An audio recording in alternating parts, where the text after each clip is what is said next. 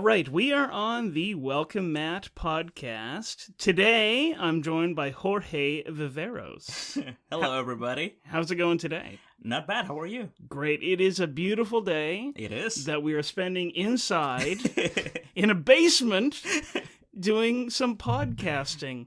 You are Jorge. Yes. But you also have another name. You go by Dr.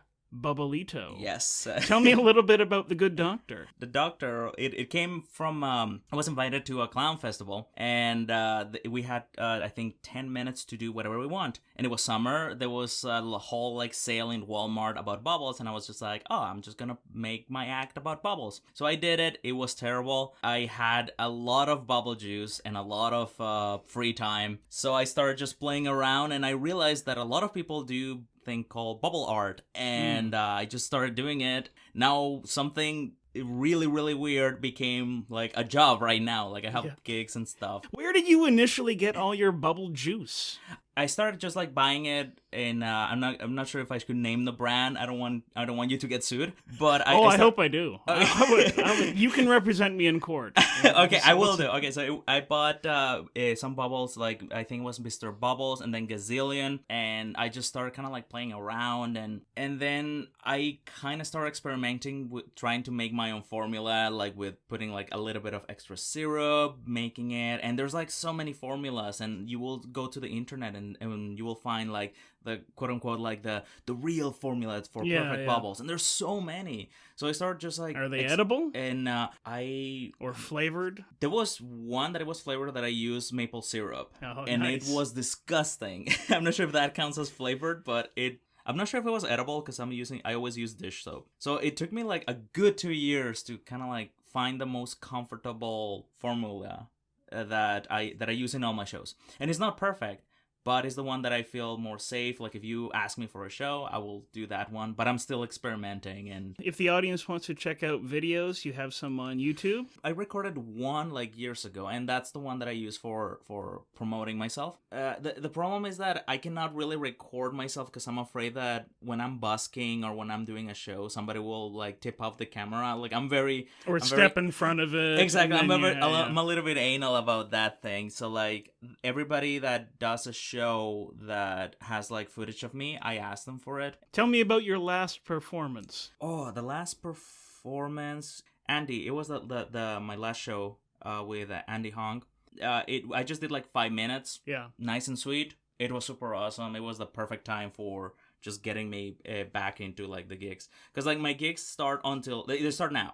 They started since March because not too many people, I guess, they don't want bubbles in the winter. What is the ideal weather for bubbling? Right now, actually. Right now? Yeah, that's why I was so happy. And I got my license to perform our Harborfront in Toronto. And it's the perfect place because it's spacious. It's close to the lake, so the lake brings up the wind. A lot of foot traffic. Exactly. Yeah. It's so perfect. It's so good. Because before I used to busk in, my go-to was on, I think it was on College and Yonge. And it was really nice, but it was between two corporate buildings. One of them is close to a restaurant, and the restaurant is closed now. So I can perform there without getting harassed. Yeah. But, yeah, it's just the constant fear of just bothering people, but at the same time, they want to see it, and it's understandable that the people that they don't like it. So, what audience enjoys your bubbles the most? Do you have a target demographic in bubble art? Well, I don't want to go and say they're just oh, everybody loves bubbles, but everybody should. Yeah, for the good of my career. Yeah. Usually kids. The first show that I did was on the vapor launch in Lakeshore, close to Humber. Vape on the lake. And everybody was stoned. I'm not sure if I can use drugs reference here, but everybody was stoned. I think you're allowed. Okay, good. And everybody was stoned, so everybody was when I started putting the music and making the bubbles, everybody was "Wow, this is amazing!" and they enjoyed it. Also, drunk people, because I told you before, I perform at the Lawn as a cabaret, and people are just having a good time. if you're a weird freak like me, they will love you. So like they're amazing. The audience there is amazing. Yeah, a lot of different variety acts go there. It's so crazy. So like it's really cool. But like going back to the target audience, I think usually kids, because like most of my shows are just for kids. Yeah. And I have a tiny pool that I use with my boss, and we put kids inside bubbles. Drown them in the bubbles? No. Like a James Bond villain? Dr. Bubblito, the next Bond villain. That would be... I'd watch that movie. Dr. Bubblito, going back to the cheesy 60s style James Bond. What kind of like bubbles would be? Just poison bubbles? Poison bubbles. Just go in front of his eye and just like... it was just flowing his eyes. I'm like, no, I'm not telling you. Not telling you anything, Dr. Bubblito. But no, we put kids inside bubbles. I'm not sure. It sounds very, very creepy, but we have a tiny pool. We fill it enough, not enough to drown the kids, enough to like put the giant hula hoop we use, and we put them inside bubbles, and they take lots of pictures. But the weirdest thing is that it always happens in every party. We do like 2 or 3 kids, like obviously the birthday boy or the kid of honor, and the parents' favorite kid. Yeah, the parents' favorite kid. and then the kids stop. They kind of get shy of like having all the attention, and all the adults they want to go.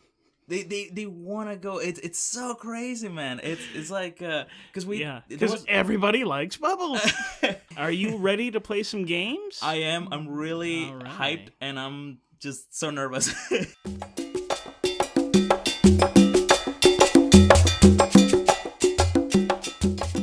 All right, we are back on the welcome mat. I'm here today with Jorge Viveros. Yay! Yeah, we're going to start off with some games. The first one that we're going to do is Marry, Screw, Kill.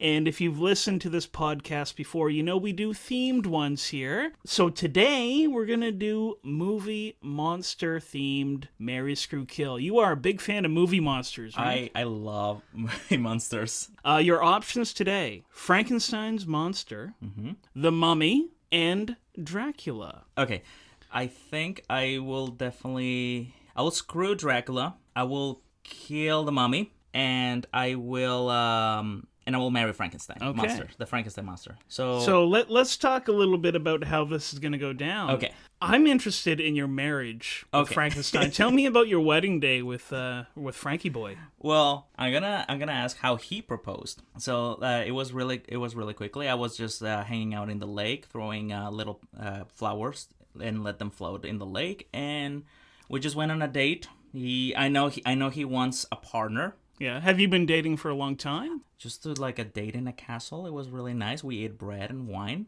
and we smoked cigars. And then he proposed on our 3rd month. I know it's very soon. Yeah, that is a bit rushed. But I honestly, when I saw him, I saw those eyes, I saw those scars, and I saw those screw thingies, and I was just like, yep, 1,000 times yes. The wedding was really nice. He didn't have... Well, it was a little bit hard to like find his family, since like his former creator is dead and he didn't even like him anyways. And since he's composed on different parts, it was also really hard to find the families that had, like, for example, the hand. There's no way to like identify those things. But it was really nice. He's very loyal, and he keeps me safe from angry villagers try to kill me. Do you see any children in your future? I don't know, but if we do, we would probably create them. We would hire another crazy scientist. Yeah. Less mean, but we would make just artificial babies. Would you take parts of yourself and parts of Frank to create your... That would be very romantic, but we would probably do it all style and go to the graveyard. Oh, okay. Yeah. We're all get your shovel and go dig up a future baby. Steal a couple of brains. You need the brains. We do. We do. Okay, so let's move on to kill. How are you gonna kill the mummy? Well, it depends what kind of mummy it is. So probably I would... Well, the reason why I would kill the mummy is because of all the money and because like is the king, is the pharaoh, Yeah. or the prophet, whatever mummy it is, but he has money, he has Jewels. the dog, exactly. So I would probably try to gain his trust a little bit, because he would be very sneaky. You think he's reasonable? Yes, he is in the movie, he is, but he would kill you. That's the thing. He will kill you to find his loved one.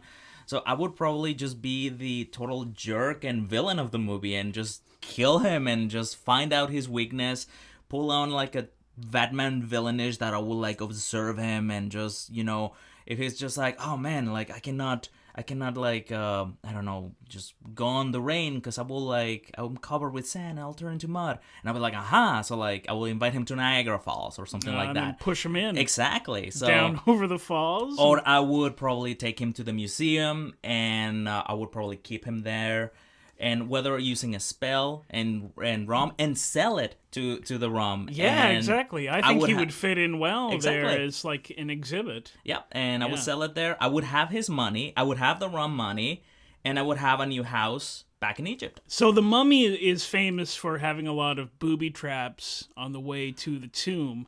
Yeah. How would you fare against booby traps? Well, I'm still mortal, but I think I will use my husband, because he doesn't really get. Well, he gets hurt. He gets scared, but he doesn't get really super hurt. So I would probably have him as a companion. Yeah. Or probably just hire like the extras from Indiana Jones. Or I would probably just, since I'm the villain there, I would probably get the people from the ROM and say like, hey, there's an entire Egypt thing that, like, An Egypt thing. An Whole thing of Egypt there. An entire Egypt thing that is called a pyramid in English. My English is failing me. And I would get all the curses, all the arrows in the wall. Are you worried about the curses? Well, they will get them. They will get the curse, and they will you'll go sneak first. in after uncursed. Exactly. They will get them after, and I'll be like, okay, yeah, that's better. And when it's safe, I would go get all the treasure. I know the Wolfman you can shoot with bullets. Yes. Dracula has stabbed through the heart. But what are the mummy's weaknesses? Oh, well, there's so many Is reincarnations. it sunlight? No. They're not gremlins. Or vampires. Some of them, they just like straight up kill them.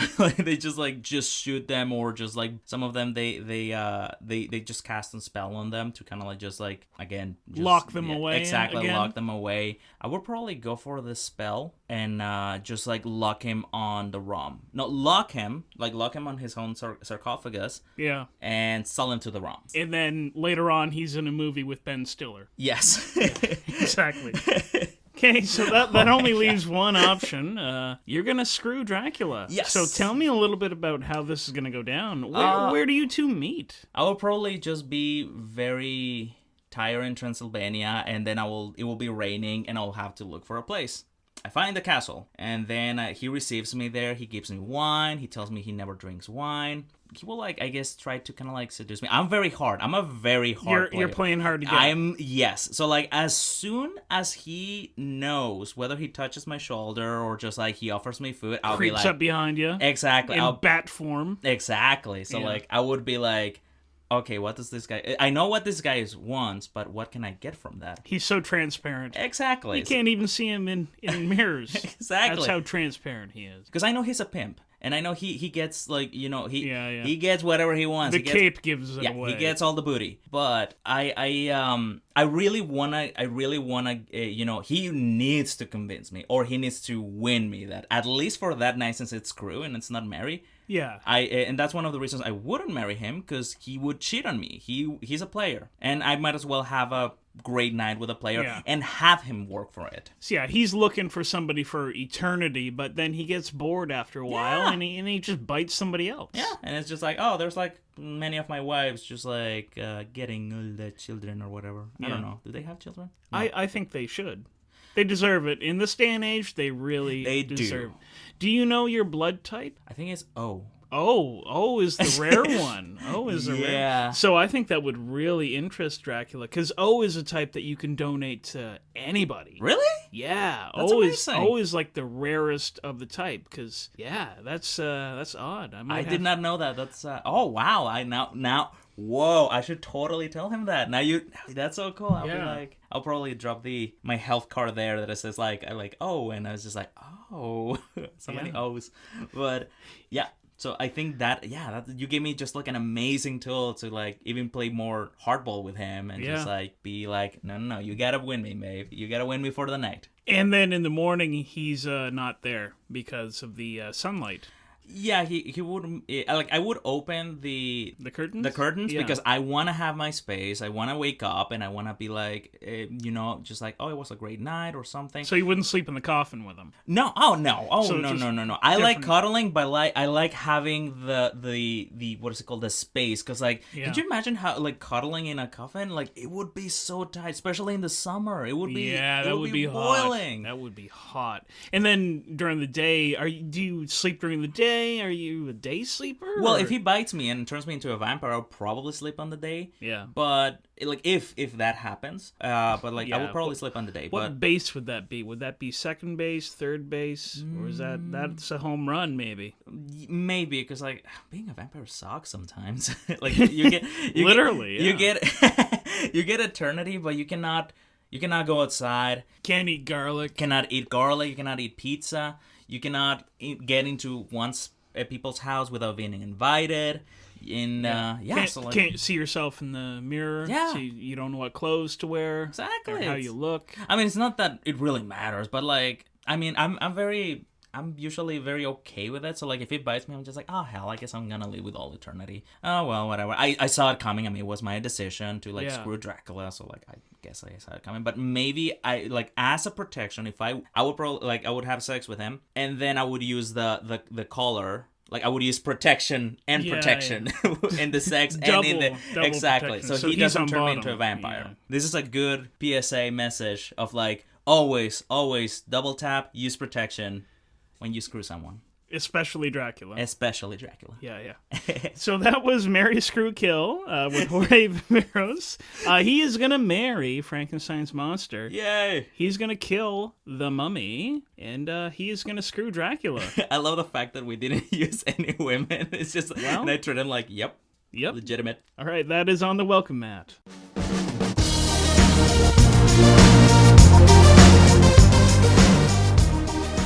Thank you for listening to the Welcome Mat podcast. I'm your host, Matt Caldwell. I'm here with Jorge Viveros. Yay! And we're going to play a little death match next. Ooh. Death match. So what we do... I love the theme song. Oh, death match. Yeah. Might as well do it with jazz hands. Death match. The twist that we do on this death match, we have one of these people is real, somebody in our world, and the other one is somebody who is fake. Mm-hmm. So today we're going to have The Rock versus Edward Scissorhands. So who do you think has the initial advantage in The Rock versus Edward? I think in terms of muscle and element, I think The Rock. And mostly is because I think he fought... I know that the... Edward Scissorhands fought the bully, and well, not really fought him, but like he confronted him. But I used to watch The Rock when before he went into the real world and started acting. The acting, yeah. And he conquered Hollywood, because let's face it, he's awesome. And there's no doubt. I mean, I love Edward Scissorhands because he's sweet. He does hairstyling.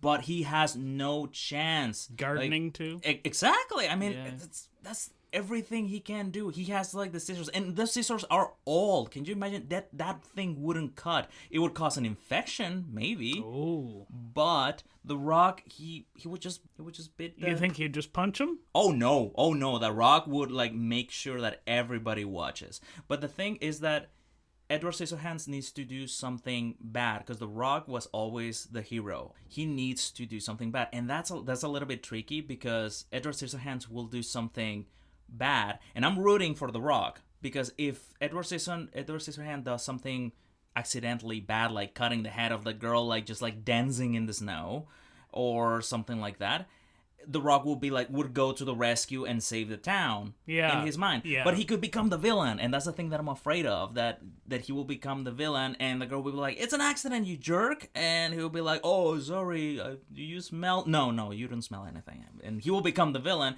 and the entire town will defeat it. The thing that I'm afraid of this death match is that The Rock would destroy like even the village if he could, but I don't want him to become the villain, because even in versus matches, there's one, even if it's a good versus match, you're rooting for someone that it's like the good guy, and The Rock is the good guy. Yeah. He's the superhero of WrestleMania. So like, definitely The Rock will win, but it's gonna be super tricky for him to win that battle for his reputation, and because he's a person people. the people's champ. Exactly. Was his one of his nicknames. Exactly. So it's the same trouble that Superman has, that he's too powerful and too good, but there's like a tiny little mistake that would happen in his life, in his career, and boom, reputation, the media destroys him, the people don't want him anymore. Yeah. So like, that's the thing I'm afraid of. The match, no question about it. One like pile driver or anything, just in the match, anywhere, he will do it. He will destroy Edward Scissorhands. Do you see this taking place in a ring? It has to be. It has to be. As soon as the Rock gets mad or he finds a little bit of trouble, he will challenge him. Yeah. And, Edward Scissorhands, he will, like, just obey and be like, oh, weird and everything. The goth girl loves me, blah, blah, blah. I mean, it's a little bit of a disadvantage, but since the moment he gets challenged, that might be trouble for him. So people can be like, oh my God, what is he doing? He's fine. So the village people are like, I'm more concerned with that. Do you think it would take place in a cage match? Steel chairs? You know what? Let's keep it themed. It was gonna take place like in a very Undertaker-y thing. So, because like the Undertaker, even though he's retired, he might witness that and he might make a comeback for publicity attention. I could see him doing that. Yeah. So like it has that like darkish gothic scenery, and that's Undertaker's bread and butter. Oh, I love bread and butter. Me too. Yeah. So I think Edward Scissorhands could spread butter very well and cut the bread. Would you want your bread cut with like those rusty scissors? Like, can you imagine? It's like when you don't have clean dishes and then you see the dishwasher and you're like, man, I want peanut butter and a peanut butter sandwich, and it's like so like nasty, gross, and moldy. Would you want that in rusty scissors, just like being all cut and everything? I mean, he's a great hair cutter, but you don't eat your hair. I mean, I hope you don't. Well, okay, I don't judge. But I wouldn't trust him in the kitchen with him, but The Rock would win. Going back to that match.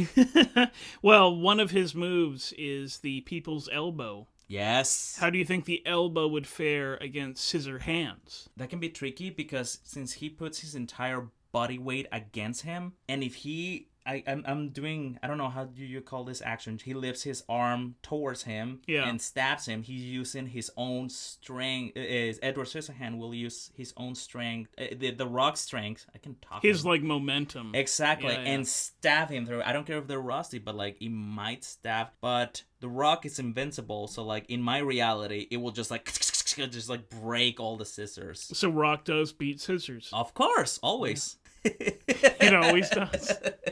Always.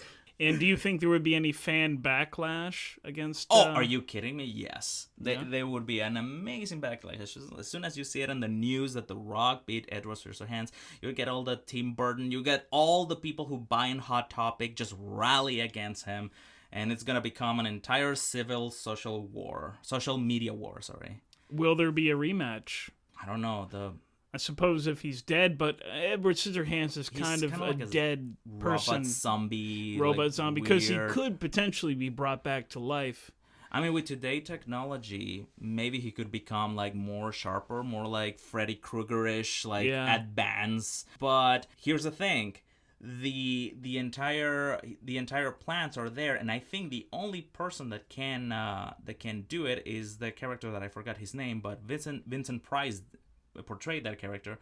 That's the Doctor who can do it. He might recreate it, but I cannot think of a person, since we're talking about fictional characters. I cannot think of a fictional person that can recreate Edward Scissorhands, unless you go into another fiction world and recreate him, maybe. But it has to be futuristic because we're talking about The Rock. You would have to just have at least an army of Edward Scissorhands. More an advanced army of Edward Scissorhands.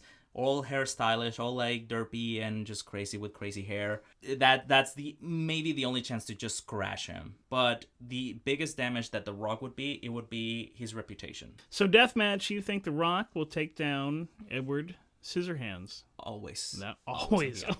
There's no what is it called? There's no competition. No competition. Yeah. Do you think Edward Scissorhands would have a finishing maneuver? The Rock has the people's elbow. He has the rock bottom. Maneuver. He'll make you a bad hairstylish or something like that. Hey, Brutus the Barber Beefcake. Oh, another wrestler. Maybe. But can he tag? Because like The Rock would have followers too. Yeah, totally. Okay, so like if we're talking a tag team, then like this will become way longer. Tag team match. All right, that was a death match. The Rock will defeat Edward Scissorhands. Always.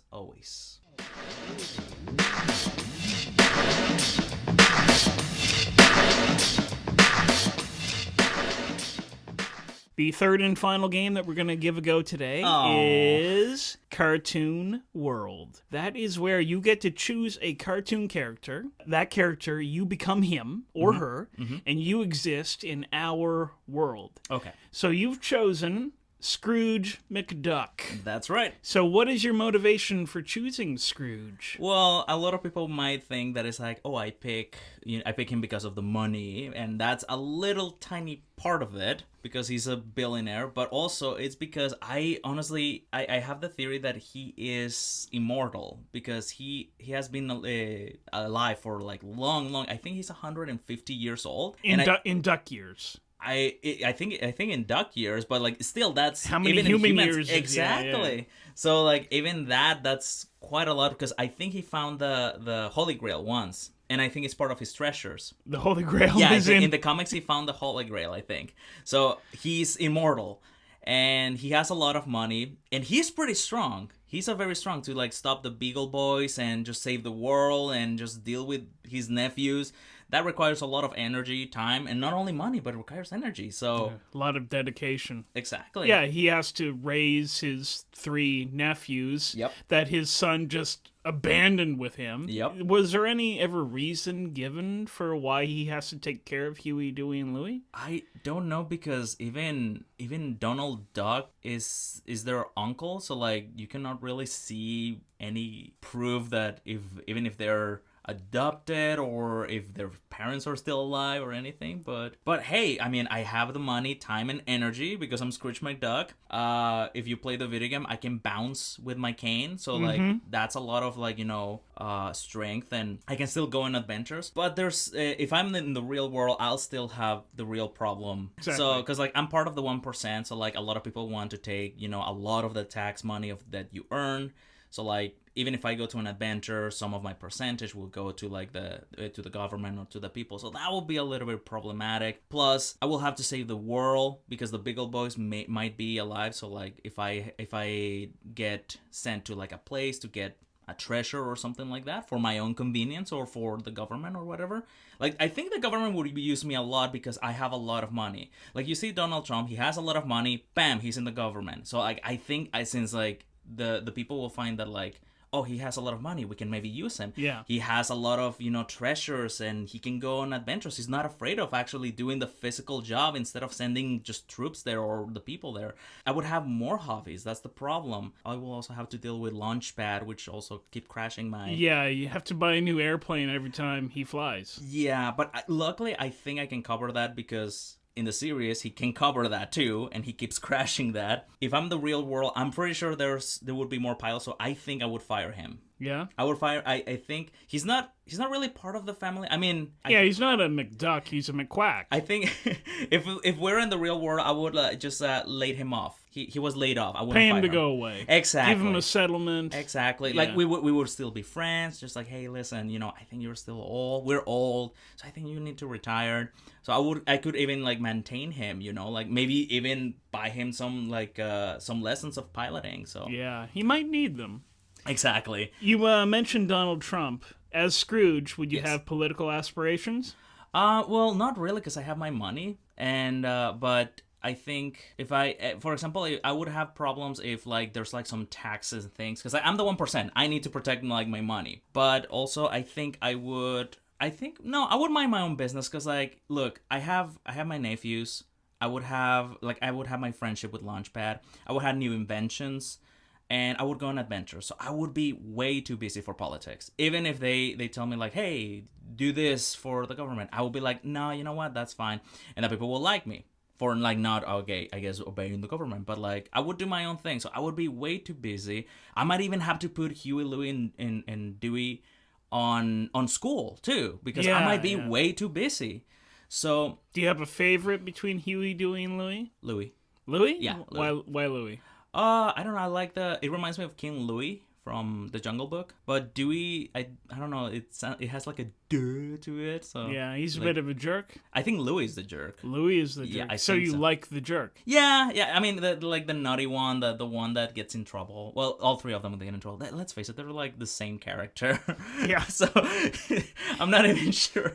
One wears a green. Yeah, the it's other like, green there's shirt, the blue green shirt, red shirt. Exactly. So it's just like Sometimes yeah. they swap them. Yeah. Yeah. Although in the new one, they're actually putting like different personalities, I think. So. Oh, okay. And I forgot I have a niece too. So again, I'll have to deal with that. Daisy? Daisy, yeah. Yeah. No. Della. Della. Yeah, Daisy is the grown up, and Della. Della. Apparently, the power of Google says it is Della. I don't remember that. Yeah, well, it's because Yeah. she was. The nephews were like the troublemakers, and Della, I guess, was the one that is like, "Can I tag along?" And the kids will be like, "Okay, fine." Or sometimes they'll be like, "Oh, we don't like girls" or whatever. On the new one, she's actually like she's hyper and she's crazy and it's awesome. But yeah, if I was in the real world, I would have to just take care of them. I'm too busy for politics. I cannot, even if I had the chance to run for presidency, I wouldn't be able to do it. I mean, I might be immortal, but I want to have my sanity with me. And I'd rather just stick into adventures, but there might not be much treasures like left in the world. Yeah, left to be found. You'd have to really search them out. I think since like I would start donating a little bit to NASA. So I could probably like advance that and just go to space and look for more treasures on outer other space. planets. Yeah. And since like I think I will just like start getting maybe new hobbies or something like that, since like treasure hunter might be rare now. I don't know, because like if I keep donating my money to like charity, sometimes they might say like, oh, we know Scrooge might donate money, and they might take advantage of that. Yeah, like, yeah. As much as beautiful as a charity it is, they need the money too to like keep it going. So like you need money to dive into still. Exactly. Yeah. So that would be a little bit tricky. I mean, I'm a trillionaire, so like, or quadrillionaire, but which I could donate no problem. But I want to see some action. So I think I would pull like a more pacific Tony Stark, Batman, and I would use my money to make changes or something like that.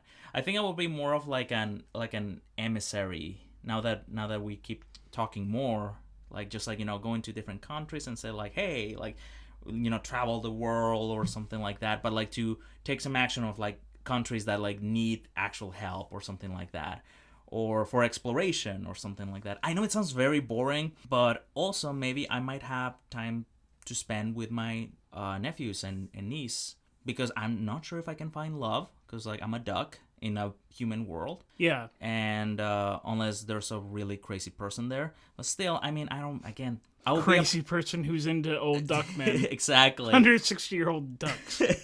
But I wouldn't, and I would be a public figure too, so like that would be very stressful too. And I really don't want that. I don't want the entire like cameras on me if I make a mistake or something like that. I rather play cool. I want to just, if we decide to take action on like a charity or something like that, I will do it my own way. Mm-hmm. And obviously like with adventures and everything, but I just don't think I would like get into like the whole like, oh, let's go into more higher status, because like I'm Scrooge from McDuck. I can like, that's fine. Like, they know me for my money. That's all I need. Yeah. They don't know me for doing something. They don't know me for like, because like I'm a public figure. I want them to know them for my money and cool things I do. And also I want my well, I'm not sure if they're my kids now, but I guess my kids to have a future. I want them to have a school, a good one. I don't want them to get too spoiled too. So like I want them to have a job, because like as Scrooge McDuck, I started working since like I was a kid, and I started traveling. And I want them that. I don't want them to have like their iPads and everything, especially with all the kids. They have a freaking iPad and everything, and I don't want that. I want them to explore the world, to start working, to like immerse to this capital society and become a millionaire like me. Exactly. So And yeah. set a good example. Yeah. That's Jorge Viveros. And what if he was Scrooge McDuck, but in our world? That was Cartoon World. That was our final game. I want to say thank you for being here. Thank it was you. Thank you so a blast much. having you in. And we'll see you next time on the Welcome Mat. Goodbye, everybody. Thank you.